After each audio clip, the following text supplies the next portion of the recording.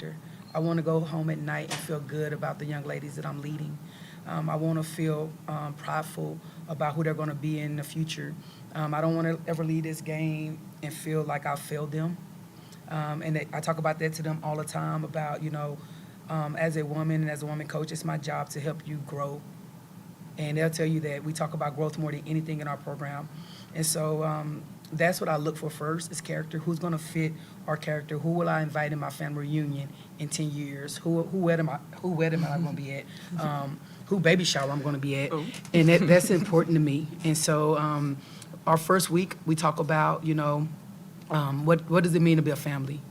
And they'll tell you, and we check the boxes. And, we try to take away bad habits. So if I can leave with anything, it's with these girls is that, I want to be a better person for them every day, and I want them to be good people when they leave Sam Houston State.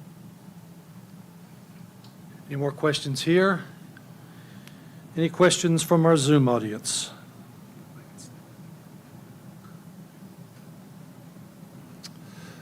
Coach, that's everybody. Thank you very much for being here. Thank you.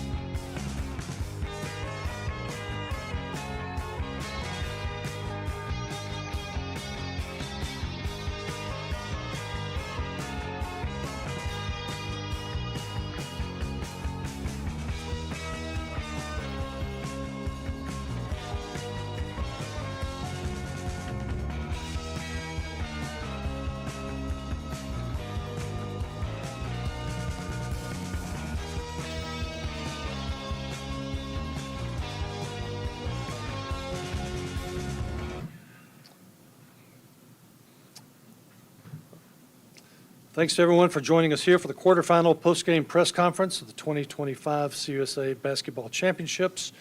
We're joined now by Liberty head coach Kerry Green, by senior center Bella Smuda, senior guard Asia Boone.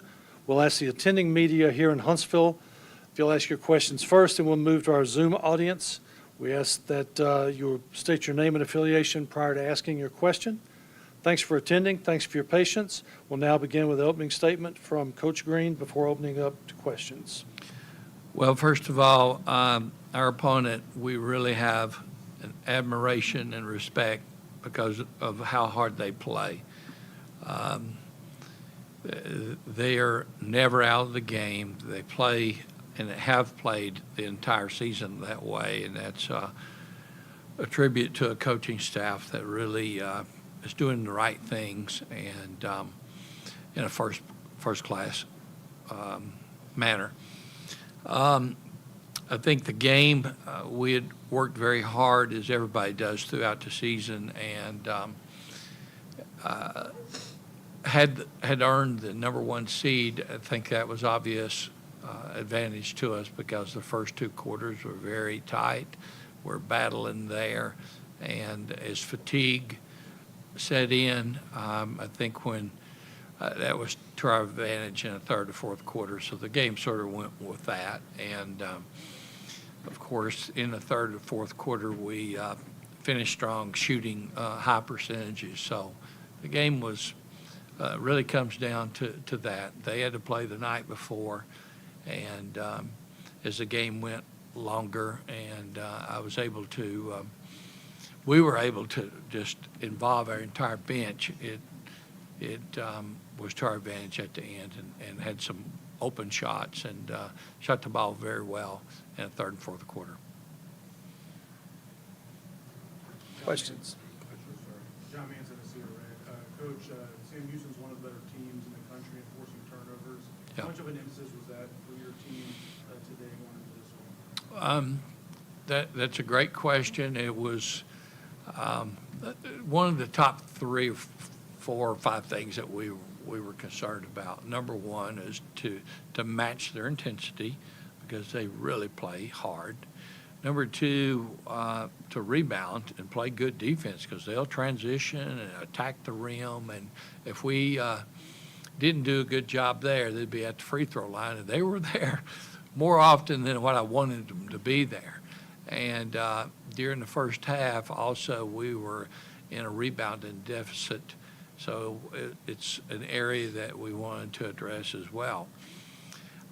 We felt like if we could keep them in front of us and rebound, that'd give us a huge advantage. However, that other factor of taking care of the ball, if they turned us over, they'd probably get some easy shots off that.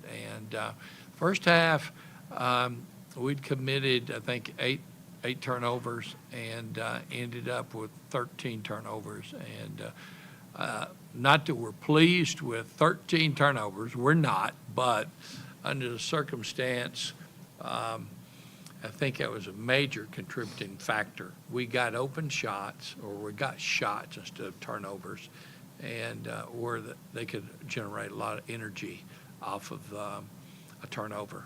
And when you look at the numbers there, our turnovers resulted in only 9 points. So never pleased with that stat line, but in this particular game, in this situation, knowing what they do, and as you were saying, one of the top 10 teams in the country and turning you over, and they've been that way the entire year. That was had a huge impact, not the deciding one, but it could have flipped it the other way. Great question. It was tied 18-18. You guys kind of rolled from there. Were able to make some bigger shots. Can you just kind of talk about what was the difference, especially down the stretch? We were kind of adamant for the second half to have more energy. We kind of had low energy. And I feel like what Coach Green said, like one of our biggest points in the game is to rebound. And he's always talking about the 95% in the game, and that's what Sam Houston is really good at. So we kind of had to match that energy and even do it better.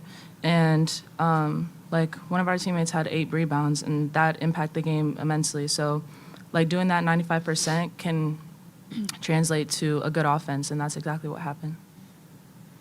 AJ, you only attempted 1 shot in the first half, but ended up leading the team with 16. What do you think changed for you there after your mission?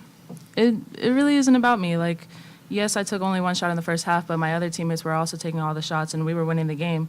In the second half, I just found my shots. Like, my teammates created the shot for me, and that's why I got 16 points. It wasn't just all me. It was also my teammates. Riley Freeman from the Liberty Champion. Can you guys talk about how important it is to have a deep bench in a tournament like this? Because you're going to go and you're going to have a day off and play another game. But you guys were able to rest some of the stars. Like Emma Hess didn't play as much as normal. A couple of other stars. Can you talk about why having a deep bench is so important? Okay, I'll do it. They both looked at me at the same time.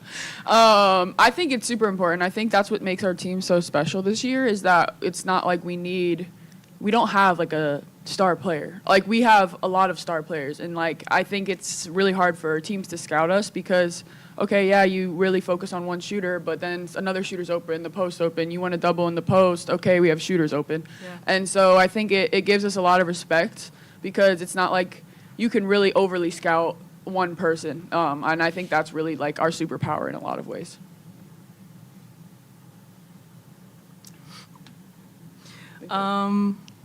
Yeah, going off of what Bella said, I think it is super important to have a deep bench. If I'm not on, then I know my freshman Avery Mills is gonna come up and fill in my spot. So we have so many girls, talented girls on this team that it is what Bella said. It is hard to scout us, but like at the end of the day, we are going to score because all of us are talented and we can shoot, drive to the basket, get rebounds, all that stuff.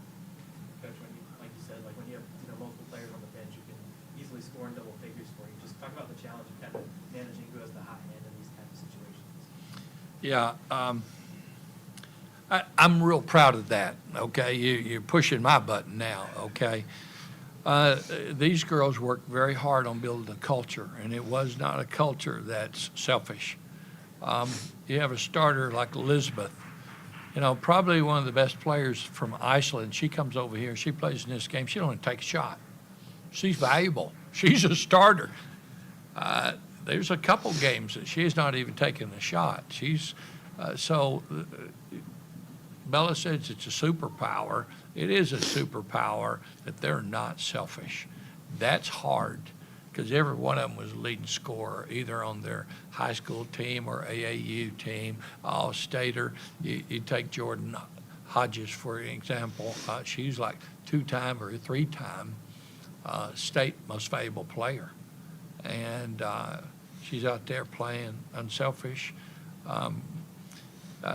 As a coach, I'm very proud of their culture that we began. It just wasn't when season began. It started last year. It's really been going for about 2 or 3 years. Yeah. The culture has been so good.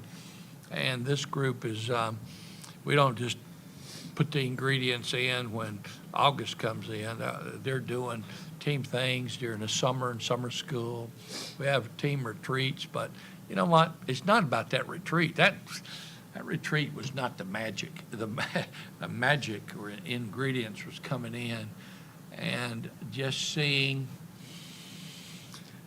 I guess as a coach, I want to see them be successful, and it begins with their lives changing, and seeing lives change in front of me, and having them understand there's value in changing because that's what nature does. The flower blooms, it comes up, it blooms, it dies away. They come up, they learn something, and they move on. And after you see their lives change and then their character start to grow and as a team, as family, as a culture, and then their focus is not on how many points I could get or did I get MVP. I got 2 all-conference players right here. It's not about that. Their values are locked in and focused on eternal values. We get just to play this game. If we can get a ring, that's okay. But they're building something much bigger, and the ring would just be a memory of something that they're learning. And the eternal value things is what they're going to take in as a mother or a grandmother. Years goes on in their family. So that part is really exciting. Their culture that they built. I'm sorry, you pushed my button. Any more questions in the room? Let me correct that statement. I'm not sorry. You pushed that button. Anyone from Zoom audience?